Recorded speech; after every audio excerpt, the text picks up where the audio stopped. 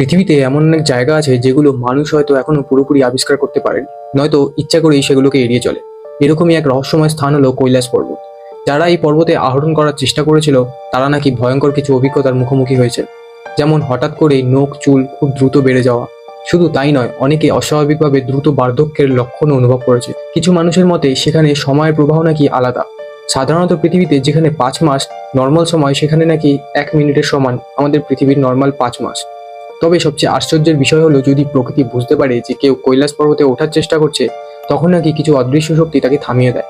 অনেকে এই শক্তির সঙ্গে ইয়েতি বা রহস্যময় তুষার মানবের সম্পর্কের কথা বলেন। স্থানীয় মানুষদের যদি ইয়েতি সম্পর্কে জিজ্ঞেস করা হয়, তারা সাধারণত কিছু বলতে চান না, কারণ শুধু তার নাম উচ্চারণ করতেই নাকি তারা ভয় পান। কথিত আছে ইয়েতির তীক্ষ্ণ দাঁত, ভয়ঙ্কর স্বভাব, লাল চোখ এবং ডাইনোসরের মতো বিশাল উচ্চতা। এমন একটি প্রাণীর সামনে পড়লে কেউ কিভাবে পর্বতের চূড়ায় উঠতে পারবে? অনেকে দাবি করেন তারা নাকি ইয়েতির পায়ের ছাপও দেখেছেন। চাইলে আপনি গুগলে এই ধরনের ছবি খুঁজে পেতে পারেন। তবে সবচেয়ে ভয়ঙ্কর গল্পটি হলো, যারা সাহস করে কৈলাস পর্বতে ওঠার চেষ্টা করেছিল তাদের নাকি ভয়াবহ পরিণতির মুখে পড়তে হয়। কৈলাস পর্বতকে ঘিরে আরও অনেক রহস্যময় কাহিনী রয়েছে, যেমন মানসরোবরের অলৌকিকতা নিয়ে নানা গল্প প্রচলিত আছে। আবার কেউ কেউ বলে এটি এমন একটি পর্বত যার 4টি আলাদা শিখর রয়েছে।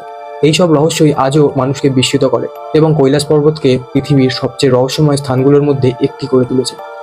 তোমাদের যদি এরকম ভিডিও ভালো লাগে, তাহলে আমাদের চ্যানেলটিকে সাবস্ক্রাইব করতে ভুলো না, আর ভিডিওটিতে একটি লাইক দিয়ে কমেন্ট করো তোমাদের ভিডিওটা কেমন লাগলো।